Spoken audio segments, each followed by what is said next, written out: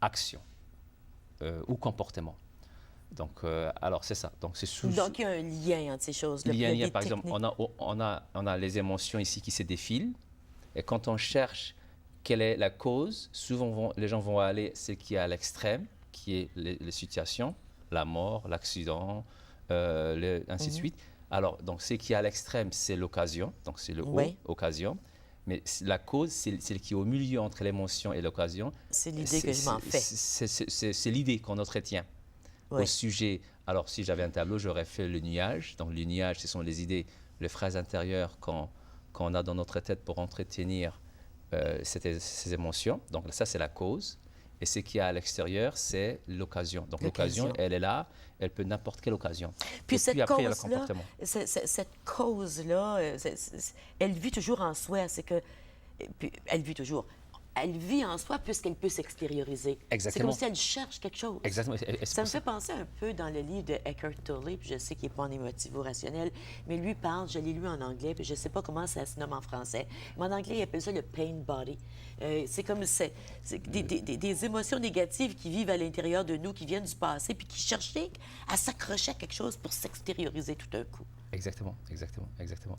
Et souvent, ces idées-là nous amènent en sorte, en fait, elles nous intoxiquent. Elle nous Et intoxique, en elles nous, effet. on peut pas, oui, exactement, elles nous amènent un comportement après, hein, qui est quoi? L'action ou l'inaction.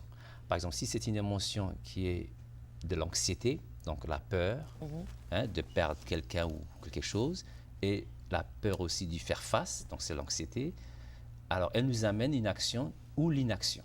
Souvent, quand Dans quelqu'un, l'action, ce serait quoi dans l'action, ben, la par personne, rapport à quelqu'un qui a peur de perdre quelque chose?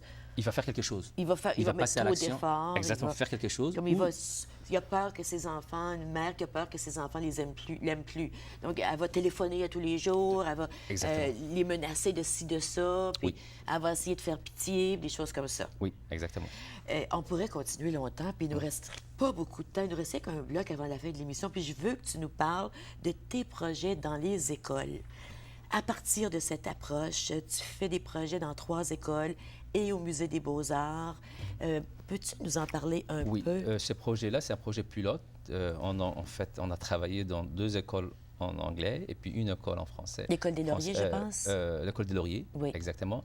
Donc, c'est un projet pilote qui a été subventionné par le Centre Aide. Et c'est au SUSO qui avait eu ces projets-là. Je vais t'arrêter, il faut aller à la Oui, pause. On continue, puis oui, je veux pas que tu aies recommencé. On va aller à la oui, pause. oui. Après, tu nous expliques ce que tu fais dans les écoles parce que ça peut servir à plein de gens. Reste avec nous.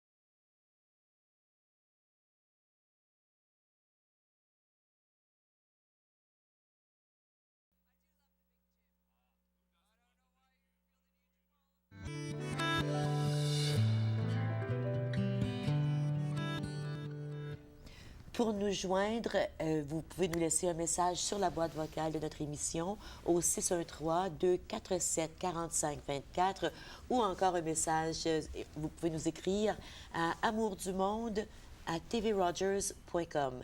amourdumonde@tvrogers.com.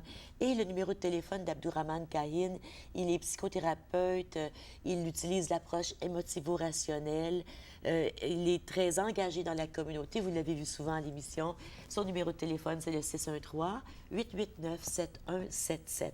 Et tu travailles présentement, tu joins toutes tes compétences, toutes tes expériences pour travailler avec 3 écoles, tenter d'aider les jeunes à devenir autonomes sur le plan émotionnel? Oui, en fait, le premier objectif, c'est d'identifier d'abord, de prendre contact avec ses émotions, de les verbaliser, après avoir identifié, les verbaliser, et puis d'apprendre à mieux gérer. Parce qu'on peut les enfouir, nos émotions, hein? Oui, oui. Et ne pas les exactement. ressentir. Et ne pas les ressentir. Donc, le plus important, c'est que la personne puisse ressentir, prendre contact. Là, tu travailles surtout avec des jeunes qui viennent, qui sont nouvellement arrivés ici, des jeunes qui viennent, qui sont réfugiés, ou qui ont vécu dans des camps de réfugiés, qui viennent de pays de guerre. Oui, j'ai un groupe actuellement de l'école Woodruff High School, une vingtaine d'étudiants, la plupart viennent de Curran, de Burney. Oui. C'est ce qu'on appelle la communauté Curran Community, la communauté Curran. En quelque sorte, qui sont des gens qui n'ont pas du tout un pays. Ils sont entre la Thaïlande et le Burney. Ils sont ici depuis des ans. Donc, je travaille avec eux. Comment on fait pour amener les gens à vivre leurs émotions, à reconnaître, à les verbaliser? D'abord, en fait, c'est vrai, c'est que certaines personnes, en fait, c'est de prendre conscience d'abord de leurs émotions.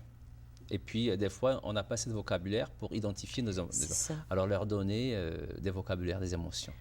Alors, voilà. Donc, une fois qu'on a un certain vocabulaire, on arrive à ce moment-là à mieux comprendre. Par exemple, il y a ce que souvent les gens utilisent, la tolérance, par exemple.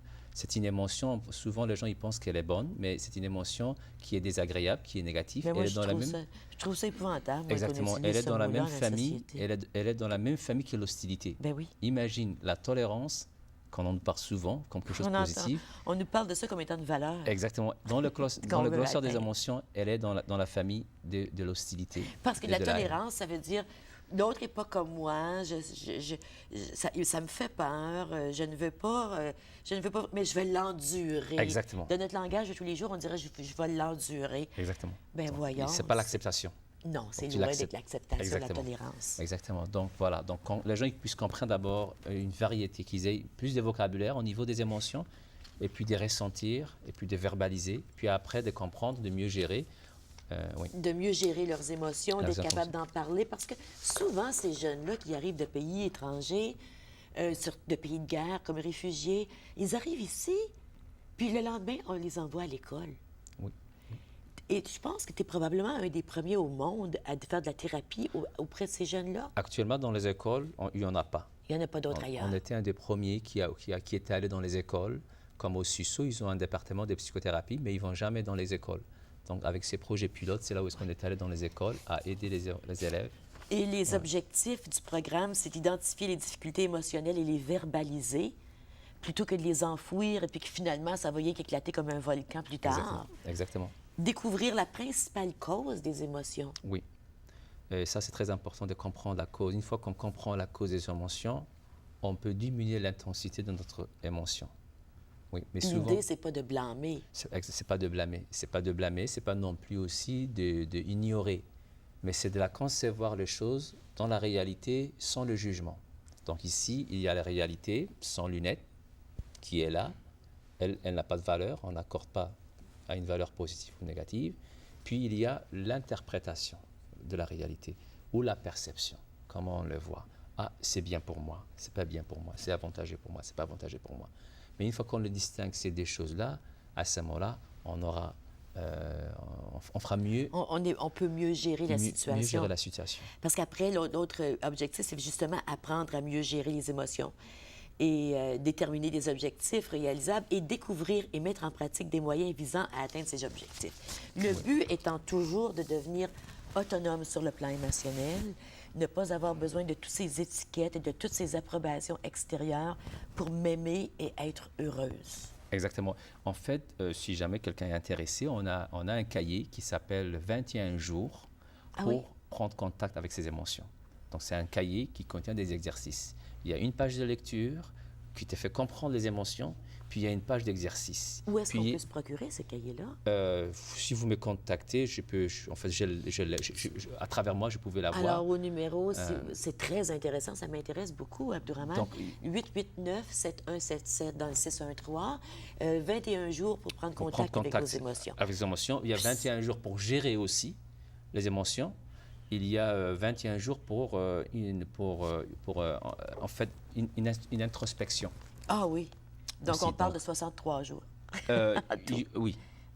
Il y a aussi un livre que Lucien Auger avait fait. Ça, ici, on va voir les photos. Ici, je vais montrer des photos des jeunes au Musée des Beaux-Arts. Tu as fait le même programme au Musée des Beaux-Arts. Voilà, donc Et c'est- toujours en se servant. Ça, c'est à la fin. Regarde les beaux enfants. Ces enfants sont des enfants immigrants, justement, De du Burnay, de la communauté Burnay. Burnay. Oui, de la communauté Curran, Oui. qui Il y en vient a, il y en du a Burnay. d'autres. Il y en a Ouais. tellement. C'est tellement des belles photos. Mais bien sûr, Abdourahmane a pu avoir accès au service d'un photographe professionnel parce que sa conjointe, elle est directrice d'un secteur. Je ne sais pas si elle est directrice, mais elle travaille au Musée des Au Musée Beaux-Arts. Donc, Musée des Beaux-Arts, en fait, il était notre partenaire dans ces projets-là. Donc, il nous a facilité à utiliser les ateliers et puis il nous a donné aussi ses employés dans le cadre de ces projets. Puis Est-ce que tu mets ça, il nous reste à peine 1 minute dans l'émission, est-ce que tu mets en pratique ce que tu as appris dans ta vie personnelle? bien sûr, en fait, la raison, comme je vous ai dit au début, la raison pour laquelle j'avais fait cette formation au début, c'était pour me comprendre moi-même, prendre contact avec mes preuves. En fait, je suis né en Afrique. Et souvent, les hommes africains ont tendance à ne pas prendre contact avec ses émotions. Donc, souvent, ce sont les femmes chez nous qui ont plus de facilité à prendre contact. Alors, moi, je suis fait cette formation pour apprendre mes émotions, pour prendre contact avec mes émotions, afin de mieux les comprendre, de mieux les gérer, et puis en même temps, contribuer dans les vivre ensemble. Oui. Ben oui. Parce que, Ah, puis là, c'est tout un autre sujet. Hein? On pourrait parler Oui. du vivre ensemble, mais on ne peut pas vivre ensemble quand on juge les autres. exactement. C'est tout le temps qu'on a, Abdourahmane. Merci. Il nous reste Merci, à peine Ginette. 10 secondes. Merci beaucoup d'être là aujourd'hui. Merci à vous aussi d'avoir été là. Si vous voulez des renseignements, n'oubliez pas, Abdourahmane Kayane est disponible. Je vous souhaite une belle fin de journée. Je vous souhaite tout l'amour du monde.